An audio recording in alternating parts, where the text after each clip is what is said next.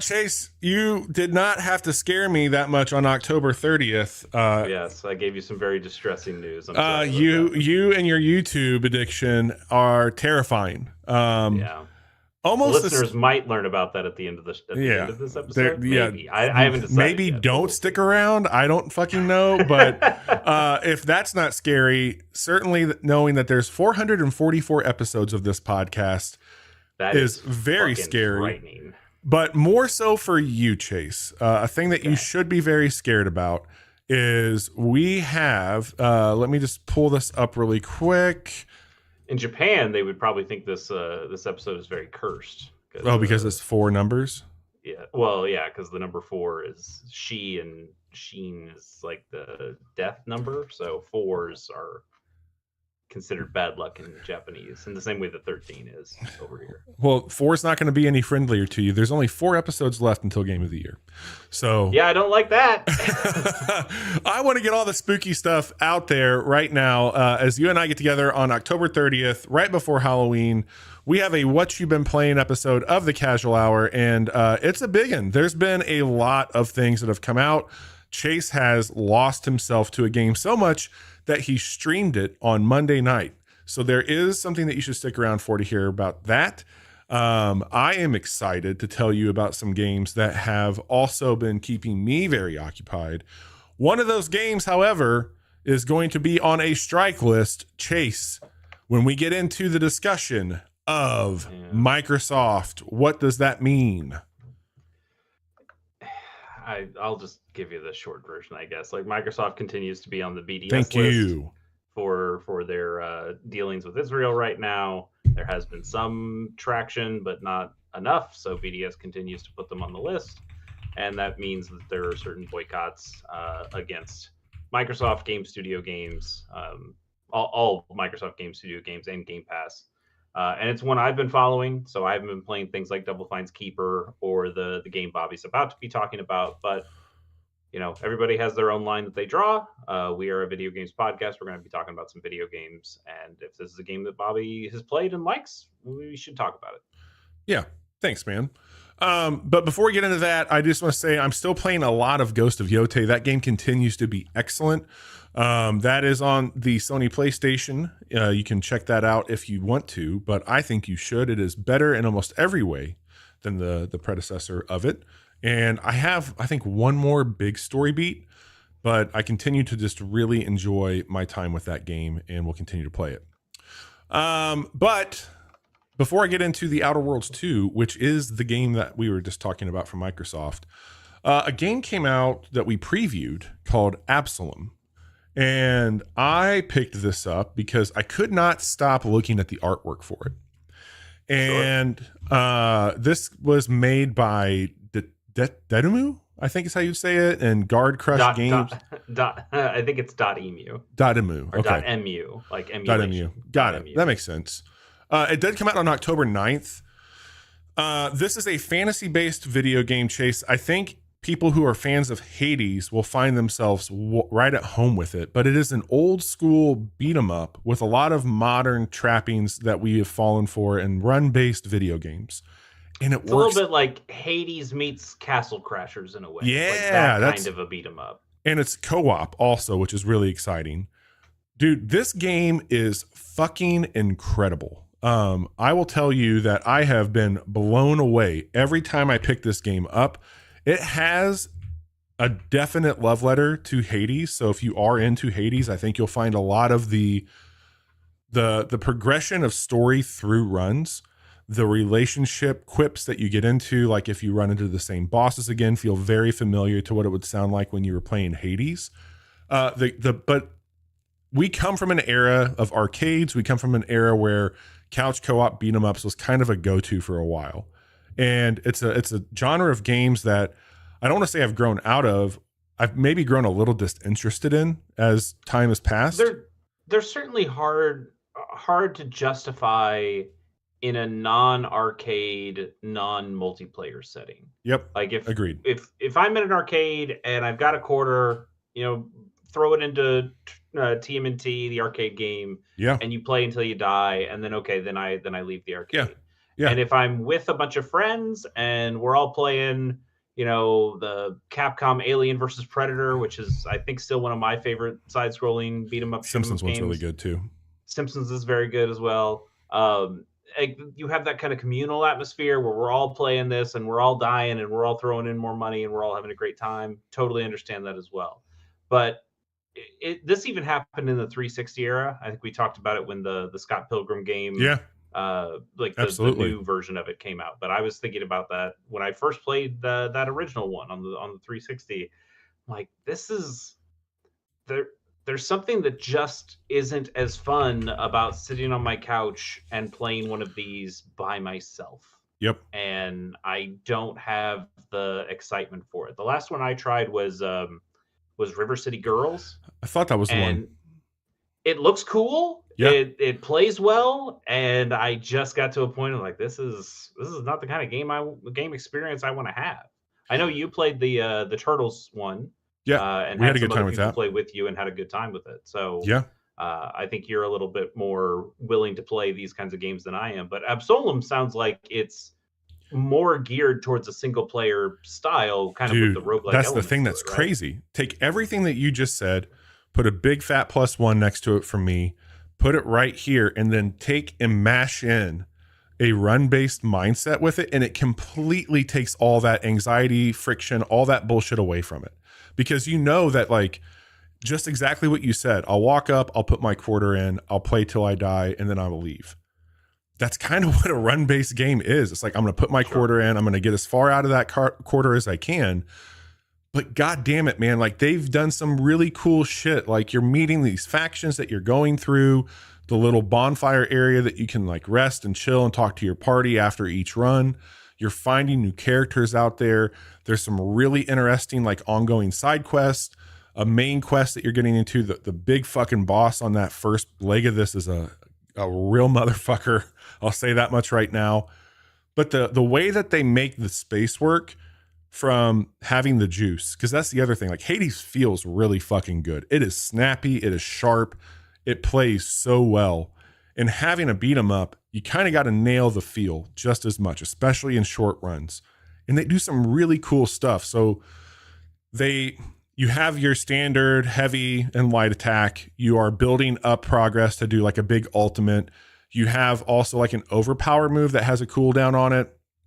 Each character brings a different element to it. Like the starter is more of like just a traditional warrior with a sword. Her relative, I don't know if it's a brother, father, whatever it may be, is a dwarf in the game and has a really cool like pistol and does like some explosive shit. I found this character that also the voiceover work in this is just chef's kiss. It's so good. This one character is wearing a mask and kind of has like a jester appeal to it. And she is incredibly fast and nimble. Think like a rogue assassin. And she has kind of the Xena Princess Warrior circular blade that she'll pull out. But her voice work is behind a chakram. Thank you. Her voice work is behind a mask, which sounds great when they're playing as this character. But some of the move sets that work really well too is because you have that like kind of like verticality when you're looking at the angled floor that you're walking on. So I can move, like if I dodge up and then hit attack right after, you kind of do like this sidestep parry where you home back into the character. So if they're in this lane coming at you, you go above them, but then you come at an angle and hit them with a really cool follow-up attack. You can also just block right into a character and do a parry, and you can stun them, and then you're picking up upgrades along the way. So like after you complete an area, you're either getting like health back, or you can choose one of two options. So it would be like, hey, anytime you get into I think it's called a standoff or a clash. I'm sorry, it's a clash. So if you kind of both attack at the same time, and it's almost like a parry that you would do there, it'll add this like explosive attack to what you're doing. So like there's really cool stuff you can pick up, kind of Vampire Survivor. So each run feels different on your build. And then there's at least 6 major effects for your character that you can find. I've only found one for each character so far, and you can choose what you are equipping per run, kind of like a weapon in Hades. I'm telling you, man, like this thing is $19, I believe. Sorry, $25. It is so fucking good. Like, this game rules. It has online co-op. I don't know if it has cross-play. I think it's on the Switch. I should say. I think it is too. I can look it up real quick, but I think you're right. There was a demo for a while, I believe, as well. And I mean, it's doing numbers. Like, this little thing came out at overwhelmingly positive on Steam. People are really having a good time with it. This is PC, Switch, and PlayStation 4 and 5. Awesome. Like, absolutely check this thing out if you have the time. Absolutely. And if you want to hear, like, no offense to Bobby or myself, but if you want to hear people way smarter than us talk about this game, I know Austin Walker and his crew talked about it on the latest episode of Side Story, and they had some incredible things to say about it. It does seem like a really cool game.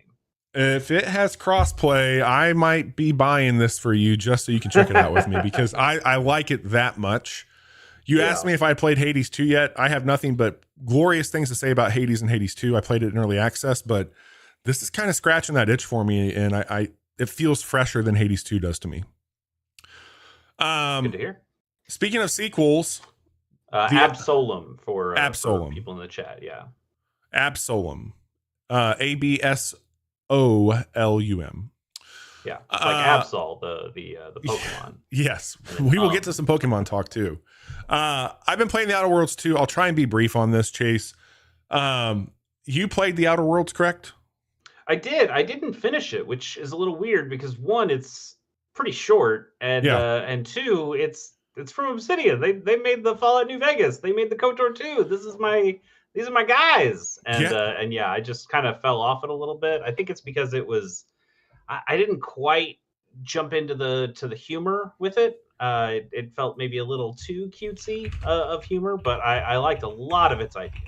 Yeah, I'm with you. I ended up finishing it. And I agree with a lot of your take there. Like, I think the way it was packaged up was maybe a little cumbersome, as far as, like, it always felt more like some vignettes rather than like a big open experience to other things. But I will tell you, I think Outer Worlds 2 in almost every way is better than Outer Worlds 1. I'm having such a good time with it. Do you know, and I mean, you're pretty early in it, so this might be more of like a have you heard? About how big is this game? How long? Is it trying to be like the first game, or is it trying to be a much more expanded thing? This is the third game Obsidian's put out this year. So they put out Avowed, they've put out Grounded 2, and now they've put out the Outer Worlds 2. Avowed was short. It was a short experience. I think this is going to be a little bit longer. Avowed was 30 to 40. I think this is like probably 40 to 50, if I'm not mistaken. I could be wrong. It could be in that 30 to 40. That's a good size game. Well, let's just pull it up really quick. Because the first one certainly wasn't that long, right? I can look up how long the last one was. Yeah, you do that. I'll pull up this one here. Yeah. 25 to 35. So I'm way off. 25 to 35 hours, which I think is probably in tow with the first one. This one says like 13 and a half to 26 and a half, depending on how crazy you want to get with it. So, hey, what's going on here? We are. Probably forgot to turn off the things. It's fun. That's fine. Yeah. Outer Worlds 2 is great. I am having so much fun with the characters. I really enjoyed the first area you go into, Paradise Island. In the first game, didn't you like do like a melee build? That's usually a thing you like to do. Are you doing not in these types of games? No, this game I am doing a hacker and pistol build, kind of like a space renegade. Okay. And so I've put mostly into hacking and lockpicking. I've been recently going into engineering, and that's been fun. It's created some really fun loopholes in how you approach these missions. I will also say, like, the agency to do what you want in this game feels a lot more freeing than what it was in the Outer Worlds. I am just feeling so fucking smart sometimes on, like, oh, I can hack that and I can get into the basement and find this thing and learn a little bit about it more than you can. But if you went with more of like a perception build, you'd be walking and you'd be like, hey, there's a door there. And you'd find the way into the basement if you wanted to do that, which is great. So it has been, the combat is better. The the all in all like humor of it, I think is really fucking good. So I paid the $30 extra to get the advanced access last week to it.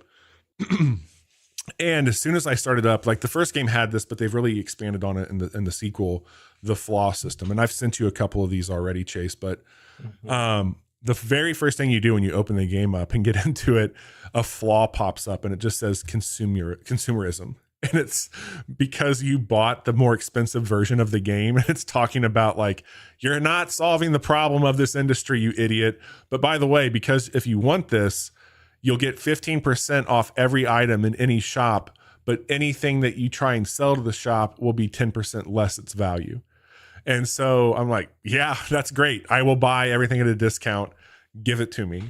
And then as you're playing the game and doing dumb shit, other things happen. And it's like one of them is you can stare at the sun and then it burns your eyes. So you get this like permanent fucking thing from it. The one that I accepted, and I sent this one to you, you're like, yeah, don't do that. I'm like, too late, is when you crouch, your knees pop. And in a 10-meter radius, it will alert any of the enemies around you. But when you're crouched, you move 50% faster. So the way I play the game now, which also like the idea of an RPG where you have a problem with buying shit you shouldn't and bad knees is like pretty on brand for role playing. Yeah, that's fun. Yeah, that's fun. Like that's not something you normally get from video games because there's so much power fantasy stuff out there that why would you want to take something that's a flaw? But if you're more of like an experienced tabletop game player or a D&D player kind of thing, those are spaces where it's a little bit more fun to role play with flaws and downsides. Yeah, so absolutely. To have a game come back and say, you know, we're gonna find ways of taking flaws fun, and I think at least from the ones you've shared with me so far, there is a pretty good balance. That absolutely. You know, yes, the whole idea of why you'd want to be crouched is generally that you want to be stealthier. So the idea that you have to take a stealth hit by making a noise in a 10-meter radius every time you go into crouch, yes, that's a pretty good thing. But the idea is that you get to move twice as fast while crouching. It pays off. Okay, is that useful at some points? Like, should I, you know, if I have to crouch now, 20 meters away and then crawl up, but I'm crawling up at a faster rate, is that worth it? Am I just going to play the whole game crouched more or less because I can at this point? And that I like the way that it makes you consider more about how to approach a game. I think that's a really cool idea. Absolutely. So I'm having a blast with it. I'm like 6 hours into it. I'm at the point where I can leave the like starter area, but I'm just going through and grabbing a couple of the legendary pieces of gear and guns right now that I knew. All the quests have been a ton of fun. I don't want to spoil a whole lot here because there's so many different ways you can approach where that story is going, but it's still damn the man, like fuck big corporate overlords, which also kind of feels weird with maybe like pointing at Microsoft a little bit in the game. Like, weird that you're owned by one of those. I know. But, I mean, I watch John Oliver's show and it's mostly just talking shit about his corporate overlords too. So, you fight back where you can. Really quick, this is we're not sponsored, but we've had a few people in chat talk about the hat I'm wearing. I'm wearing a hat that has our logo on it. We're definitely not sponsored by ourselves. That's no. Well, like the company I'm about to bring up. So for those of you who don't know, Chase and I are both really big guys. We're very tall. Like the chat's talking about having a big head. This hat is made by a company called Odd Job, and they are made for big heads. So I'm 6'5", very big dude. The hat Odd Job though was a very small man in the that's the irony here. That's the irony. But yeah, so but they known for a hat. Yes, known for a hat, very small, but made for big people. But yeah, this is a big headed hat, so it should fit most people. This is actually the extra large. I go up to a XX, which is really cool. All right, I have a question for you. We're going to talk about Pokemon. Do you want to talk about your other two games and then end on Pokemon, or do you want to talk about Pokemon now? Yeah, Pokemon will probably just end up being a longer conversation. Yeah, I think so. Why don't you talk about what you've been doing? Yeah, I finished Ball Pit. I saw credits on Ball Pit. I guess I didn't finish it necessarily, but you streamed it. I did. Yeah, we talked about it on Monday. Showed it off there. If you hadn't seen it, we talked about it a little bit last. We didn't have a show last week, did we? I don't know. No. We did not have a show. What do we last do week. here anymore? Nothing. So Ball Nothing. Pit, if you're unfamiliar with it, it is a run-based game where you're playing Arkanoid or Breakout, Yeah. but it's like Arkanoid plus Vampire Survivors in that it is a run-based game in that way where you're getting some persistent upgrades. It's a little bit Loop Hero where you come back to a town area and make upgrades to that town, and then you go back in and do a run. Maybe a little bit Call of the Lamb or Cult of the Lamb in that same way where you go do a run and then you come back to the hub and you do stuff there. It's got a look. It's got a look. It does have a look to it. It's a Devolver Digital published game, which has been somewhat hit or miss recently, but we still generally enjoy Devolver games here. And I think this one is really, really good. I got caught up into it and went deep. This is a game that Bobby played. Kenny Sun made it. Yeah. It's mostly a one-person deal, I think. I don't know if he did the music or something, is where it's at. And speaking of Vampire Survivors, it's actually bundled with that on Steam right now. If you want to get both, if you want your crack and cocaine, you can do that. Yeah, Bobby played this on the Steam Next Fest, and I watched it, and it seemed kind of cool. And then being cheap enough, I went, I could just use a quick, easy little game to play. And it was not, I mean, it was kind of quick, but also I fell in so deep that I was staying up till 3-4 o'clock. You fell in so deep you were texting me about a video game outside of the show, which, listen, everybody, it happens, but it's rare. It's a unicorn. And when it happens, I'm like out in California at the time on a work trip, and I grab my phone at 4 a.m. or whatever it was. And I look at it and I'm just like, what the fuck is Chase talking about? Chase played a video game. He hates those things. Who's that guy? But not only did he do it, but he was just like, this thing's fucking good. I didn't sleep. I'm like, oh God, he's lost himself. He's lost everyone. He's mad. I haven't played it since Monday though, since our last stream. And that is because I living clean. Credits. Sure. Yeah.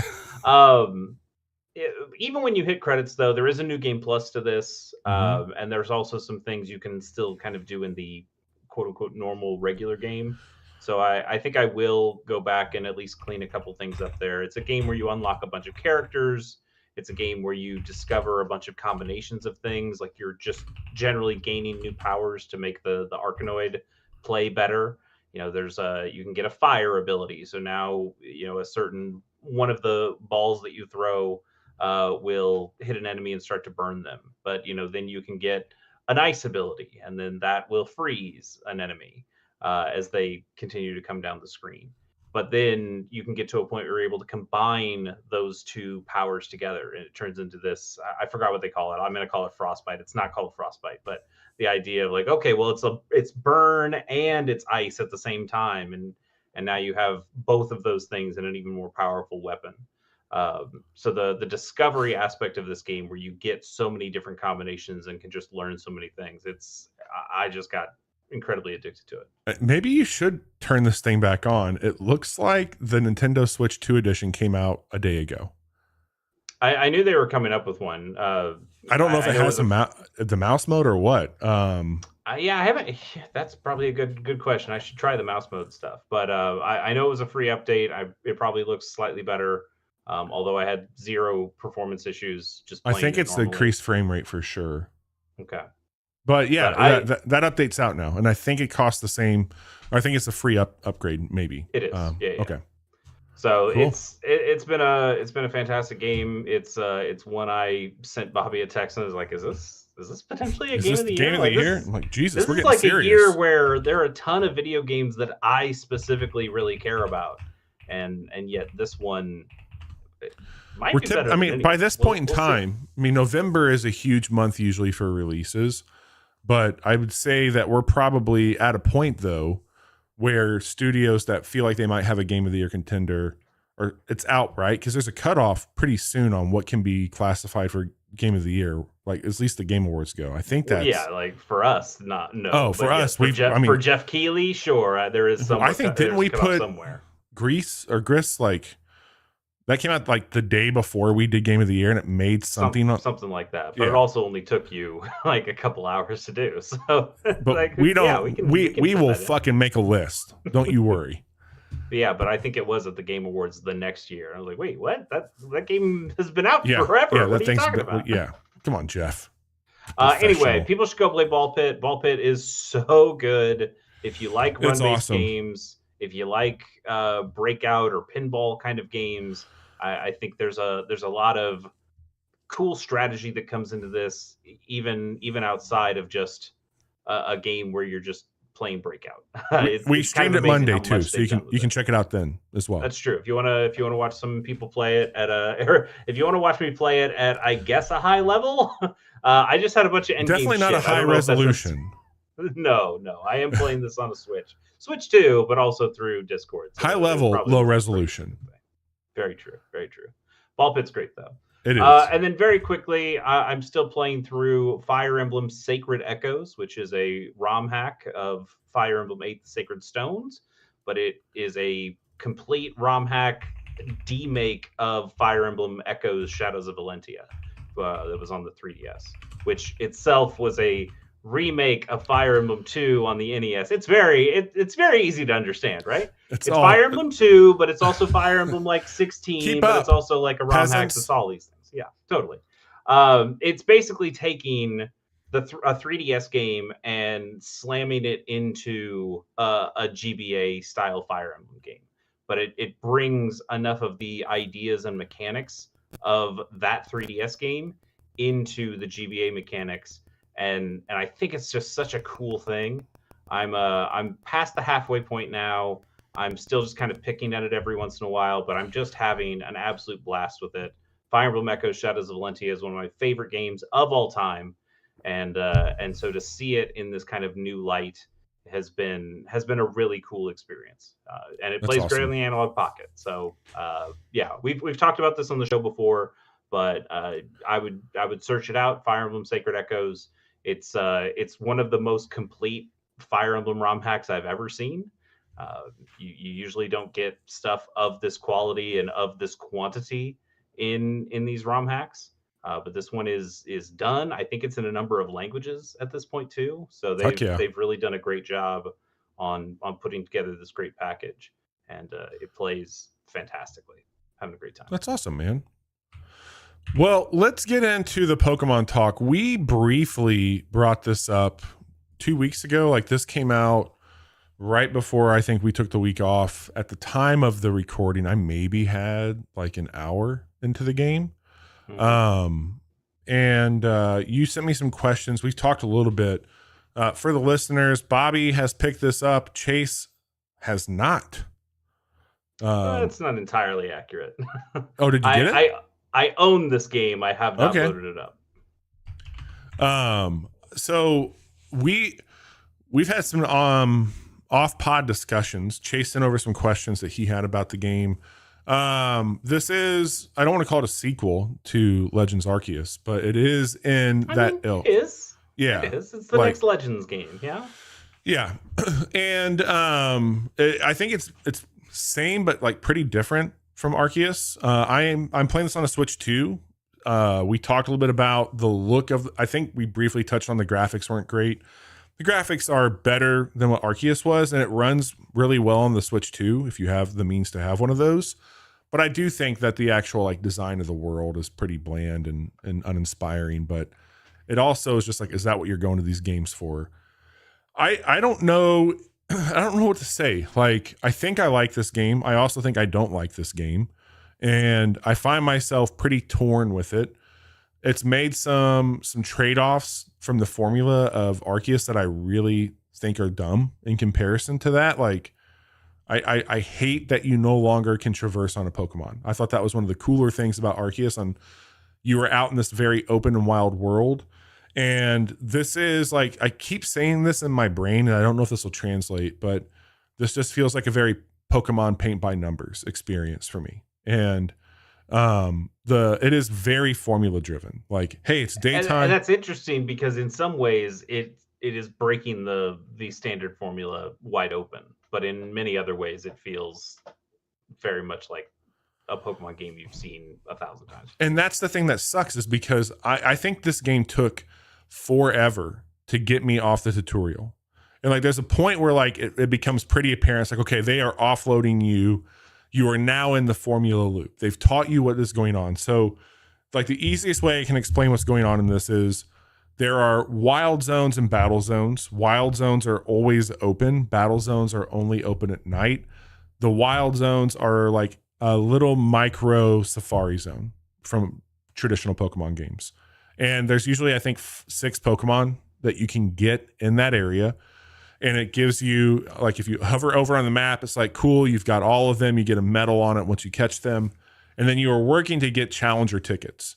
And when you're starting the game, it's like you need to get 6,000 points to get a challenger ticket, which lets you go up from rank Z all the way to A. And so you are working Name through. of the game. That's the name of the game. This is the battles. So like you go into these battle zones and it becomes kind of like a stealth game a little bit, because you want to have the element of surprise where you can go up and get the first hit on a trainer. They usually because that's the big part, is like these battles are in real time. Like it's not a traditional Pokemon game where, you know, I take my turn, you take your turn. There's still, I guess, the concept of turns kind of baked into this, but it is being played in real time. Yeah, absolutely. So I think the moves in the battles feel a little bit more like an MMO cooldown timer, the way it works. So you target with the left trigger, and so like if you're holding the left trigger and you press a face button, your Pokemon's going to go to that location and do a move there. So the way I do a lot of these battles is like I'll run to an area, trigger a move, roll, move to another area, trigger a move, and your Pokemon's just moving around the whole time doing these attacks. It is fun. Like, I'm having a good time with the battle. I don't know if I want this to be the entire Pokemon. Like, I like the turn base, and especially, you know, like, do those up more. We've got to see, like, Claire, I talked about this last time. Claire Obscure did a really cool job on that genre. Let's enhance it a little bit. But this does feel fresh. It feels like a risk in a lot of ways, and I think it mostly pays off. But I also feel it's like, okay, hey, it's nighttime. I'm going to go battle. Cool, it's daytime. I'm going to go back and, like, I'm at the way that the game kind of works. It has the mega evolutions in it. And so you get to a point where there's going to be 3 rogue mega evolutions, which you have to go and fight the Pokemon on the map. After you do it, you get it stone. Then you have a rank battle with the big bad. So, like, you kind of have those very quick. And the game it makes you think there's a lot more to it when you're playing it, because you start at Z and you're like, okay, now I'm at X. And then you go to another person, it's like, I'm at Y. And then it's like, oh, you're going to jump all the way up to, like, F. You're going to skip all this shit and, like, go. Oh, so there's not just like 25 big Correct. battles for you? Correct. Oh, that's lame. Correct. That's my point. I don't know about that. That's my point. So then it gets to be a bit more like the significance of the gym leaders. You're going to a smaller, way more like very uniquely styled characters that you'll fight against. And in between those, the tickets that you used to get were like $5,000. A ticket's now like $35,000. So you have to do a couple nights in the battle zone. Usually you can pick up these little tickets that get you extra boons. So, like, hey, if you kill this Pokemon in a surprise attack, we're going to give you 2,000 extra points. So, like, you can pick those up and just, hey, do grass moves, hey, do mega moves, all this shit. So, like, you're just grabbing those, going around fighting, you're picking up medals, and you're making a shit ton of money. Like, and you're finding potions the whole time. So, like, you'll do that. You'll make anywhere from, 10 to 20 grand a night fighting, and then you can just go and buy shit where you need to. But you've already captured your Pokemon. And I think for me, where it feels a little stale is I've caught all these Pokemon. I have every single one of them. They are in my Pokemon home that I can't access. It doesn't feel new in that sense. So it's like I'm getting the literal same ones. I'm going through the motions there. And there's people kind of like shiny hunting. And I will tell you, if you don't have all those Pokemon, apparently this is like one of the easiest shiny farming Pokemons to date. Like, it is dumb easy to get shiny Pokemon in it, for better or worse. And I say all that to say, I feel like somehow this really exciting formula that we all fell in love with Legends Arceus, that came out and felt like, hey, we're going in the right direction. This is it. This is cool. It feels great. is already feeling a little bloated and stale in comparison. Well, the thing for me is that I feel like Pokemon's going in a lot of different directions recently. Yep. We brought back Pokemon Snap briefly, and it didn't really go very well, and so we kind of scrapped that. They have the Pokemon Championship Edition or Champion. I can't forget what it's called. The one that it's just the straight battling. That's going to be our turn-based thing. You're going to use all your Pokemon home Pokemon from that. That's going to be the go-to competitive way to play Pokemon going forward.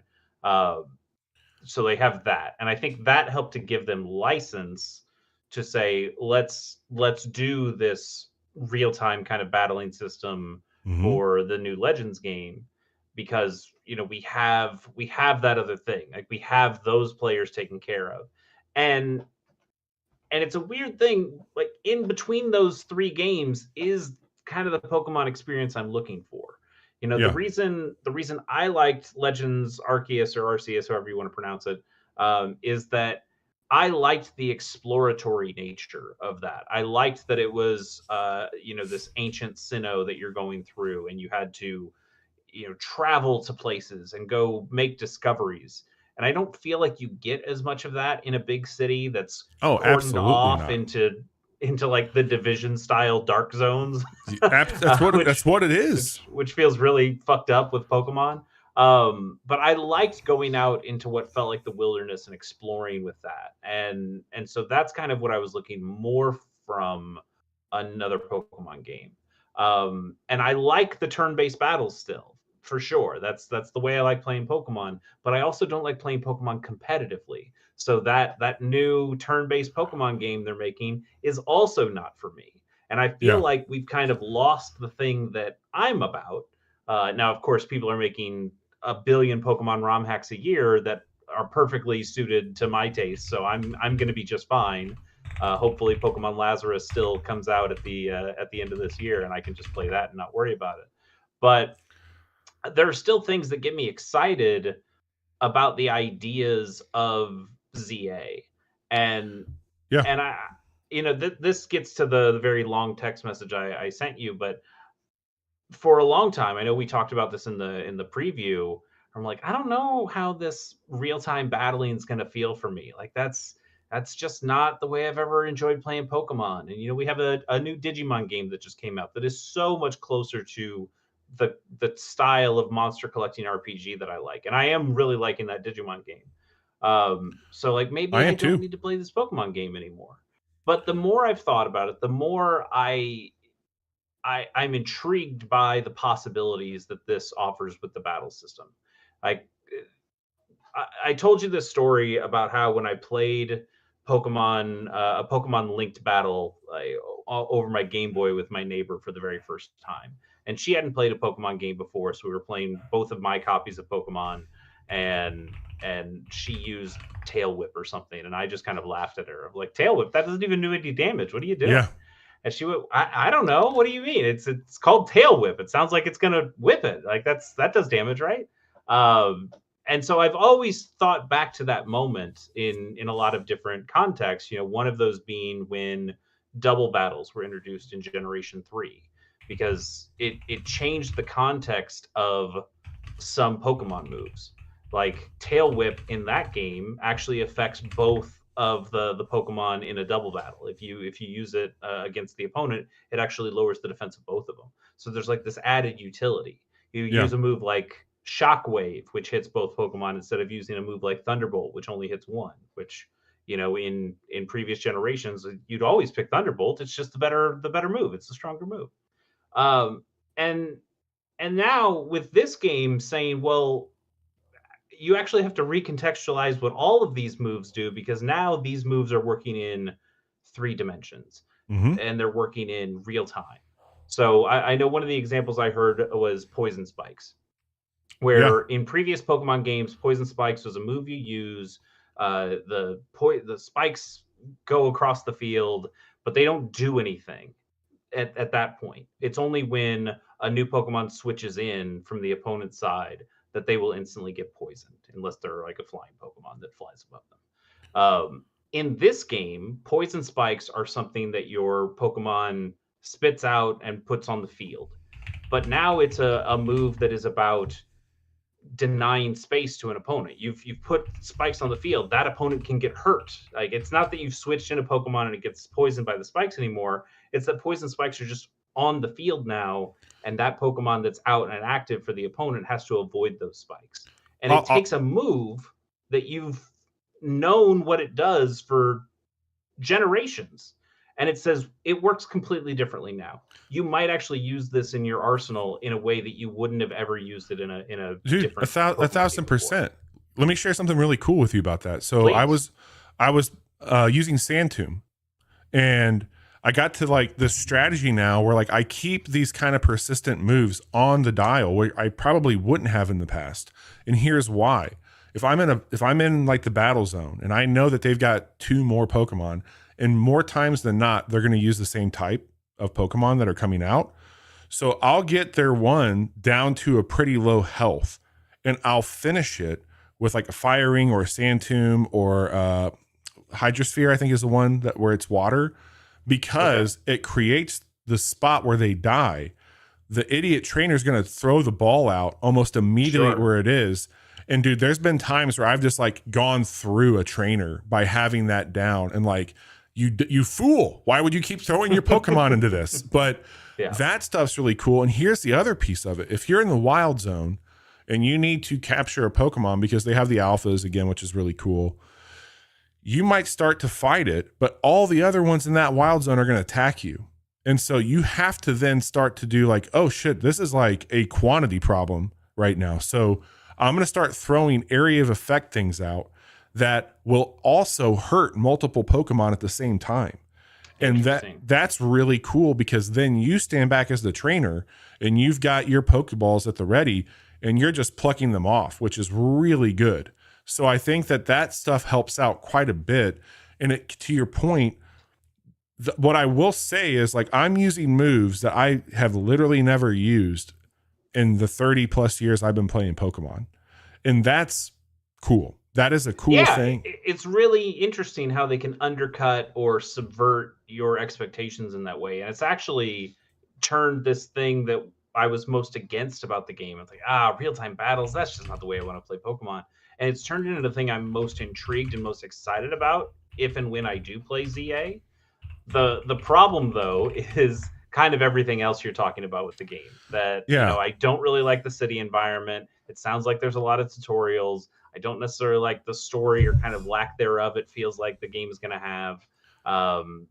It just mechanically, everything outside of the battling kind of feels like a game I'm not interested in, which is weird that like the battling is now the thing that I'm most attracted to. I think they're in a weird place with Pokemon, man. We've been talking about this for the last couple generations at this point. Sword and Shield and then Scarlet and Violet just kind of felt like they weren't going quite in the right direction. And honestly, even some Pokemon games from generations before that as well. And it's this giant franchise that they are beholden to stockholders and things like that, where they can't just be creative. They have to kind of keep feeding the machine. And I think it's put Pokemon in a spot that has just become a whole lot less interesting to me. And it's really sad because it's something that I certainly care a lot about, and it's meant a lot to me over the years and decades. But again, like I said, I'm being very well fed with a bunch of Pokemon ROM hackers and fan game makers who are making games that are the exact specific kinds of Pokemon things that I'm looking for. But it is sad to see that the people who make Pokemon just don't seem to make Pokemon right anymore, or it doesn't seem to make Pokemon in a way that is exciting to me anymore. And that's very if I could design my perfect Pokemon right now, it would be a very open world, a bit more modern setting, a bit better graphics than what we've like. I'm thinking maybe like akin to a Breath of the Wild, Tears of the Kingdom, something like that, maybe a little bit more fidelity. But it would be a bit more blending some of the things that we talked about earlier. Like, I like this idea of I have this really cool built-in like Pokemon Snap like kind of collectathon, like where I could go and just take pictures if I want to, but I could also equally capture that Pokemon after I take a picture of it. So I'm blending. I don't even need the capturing or the battling. Like if you just put Pokemon Snap in a Pokemon Legends world and said the Pokemon are kind of out in their environments, and sometimes you have to. And I think we talked about this before, but if you have to like bug snacks, puzzle out the way of that's a luring perfect a callback. Pokemon out so you can Yes. grab the perfect photo of them. Like that's the kind of game I would want. That is not a traditional RPG Pokemon battling, gotta fight the gym leaders, get to the Elite Four kind of game. Like fine. But I think that you could do that. It could be the situation where it's like, hey, go beat Ganon, and you literally are naked in Hyrule. Like that is like the main thing. Like go get that badge, go do those things. Yeah, but you're naked in Kanto, and it just says, "Find a Pikachu." Find a Pikachu. That's it. But like my point is that you could delay all of that and just literally go photographing.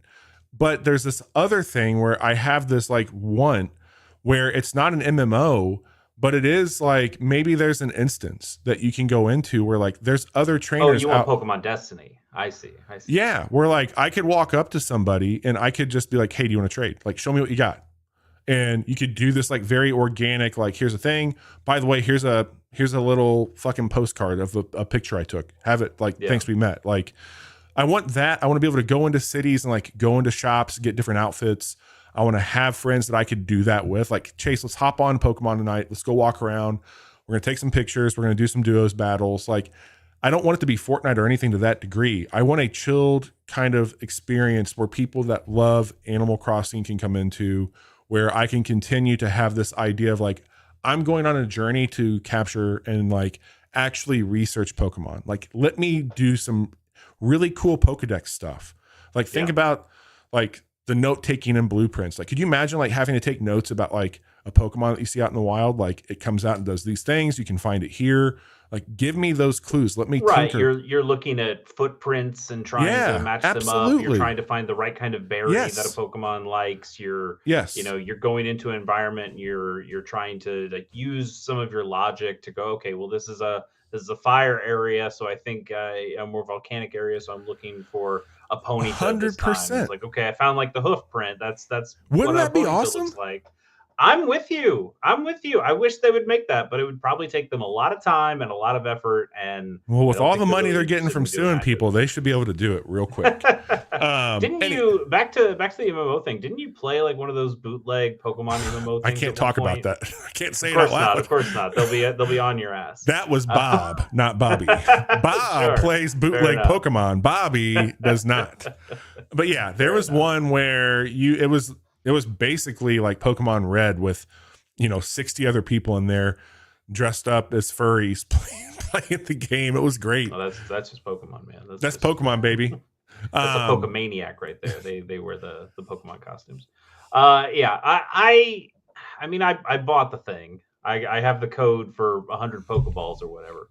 So right now, by the way, there's a mystery gift that you get just by opening the online one, and you get a mega what's the plant with the rose hands?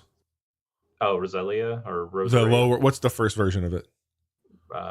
Badu. I think that's what it is. I think it's one of those, but you get a special one of those and you get a Mega Stone. Okay, cool.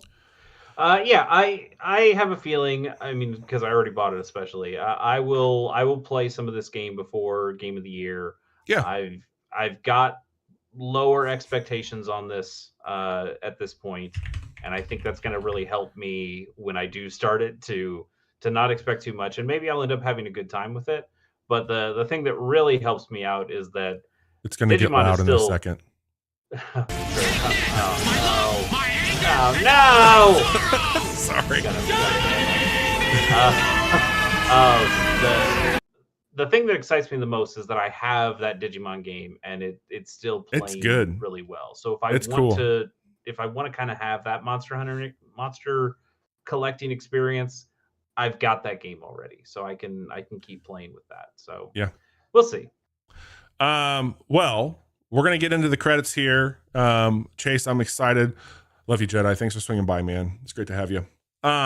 Next week, we are going to be recording again in a shorter span. We're recording, instead of a Monday night stream, we're going to be doing the monthly preview. And I haven't looked to see how many games are coming out next month, but traditionally, Chase and I bet one or two. One or two. Arc Raiders came out today. I've been playing a little bit of that, so I'd like to talk to Chase about what that's been like. And then I did pick up Dispatch, and I've been also playing a lot of Power Wash Simulator 2. So I'll be talking about one or two of those next Monday. So tune back in for that. Learn about the games coming out in November. But if you are also wanting to know what we've been up to this week, as we mentioned, Chase played Ball Pit here on the stream on Monday night. Tonight was what you've been playing. I'm thinking about doing a Power Wash series called Getting Clean While Talking Dirty. And I think that is like one of the best streamable games to like talk to people and just like play. So I was going to put on some lo-fi music, hang out, clean a few things. The dirt has never been dirtier and the water has never been cleaner in that game. It looks great. Very cool thing. So it's Halloween tomorrow. If we're handing out candy, I might not be on, but I don't know if we're going to because we got a puppy and that's a whole thing opening the door every time. So that's what we're up to. And then again, Monday will be our only like offering next week. If I do stream, it'll be a bonus that might happen on Wednesday instead of the podcast. So we just might roll reverse there. But Chase, you continue to find ways to be busy somehow. I should really just let myself relax, but I, for some reason, can't do that. I've got a few things that I do outside of this podcast. One of them is called Chase K Plays. That's my YouTube channel where I am currently playing through Star Wars: Knights of the Republic in a series that's called Go Play a Star War with thumbnail art by one Bobby Pease. It looks nice. That game's been fun. I got two new companions. Oh, cool! From the last time I played the new session that's out. Has there been anybody that you messed up getting? No. I'm still extremely early. I'm still on Taurus right now, so I haven't gotten super far in that, but I'm having a great time with it. I haven't played it since the very first time I played it on the original Xbox, so I've forgotten quite a bit about it, and it's nice to be revisiting in that way. I also have a podcast, another podcast that I do with a good friend of this show, Pierce Corshane. It's called Pilot Program, where Pierce and I watch the first episodes of every television show ever made. Our newest episode on Ping Pong the Animation is out right now. It was a really good episode and a lot of fun to record. And we've announced that our next episode is going to be on 2014? No, not 2014. I can't remember when it came out. We're watching Friday Night Lights, the television football high school Texas show, and I'm looking forward to that. I watched the movie in preparation. I watched the movie last night. It was okay. Not bad. Yeah, it was especially for the time it came out. Sure. And that was like 2002, I think. So looking forward to watching the show and doing a little compare contrast for that. I know Pierce's schedule is getting really busy, so we're going to try to do an emergency recording of that before he gets too busy. We're going to do that hopefully next week, and that means that episode might come out sooner rather than later. So look forward to that as well. And then lastly, I guess I will announce it here. I started yet another YouTube channel because why the hell not, right? I don't know if you've noticed on a handful of episodes of the Casual Hour, but I have talked about my enjoyment playing a card game called Magic the Gathering. Oh my god. Yeah, I'm a sicko like that. Oh my god. And one of the formats that I play most in Magic the Gathering is called Pauper, where you only play with common cards. And so now I've started a new series, or a new channel called Common Knowledge, where I am looking at 10 Pauper cards every episode and telling you if they're good or bad or where you can play them and what kind of strategies they're into. It's kind of just an excuse for me to look at a bunch of cards and talk about them.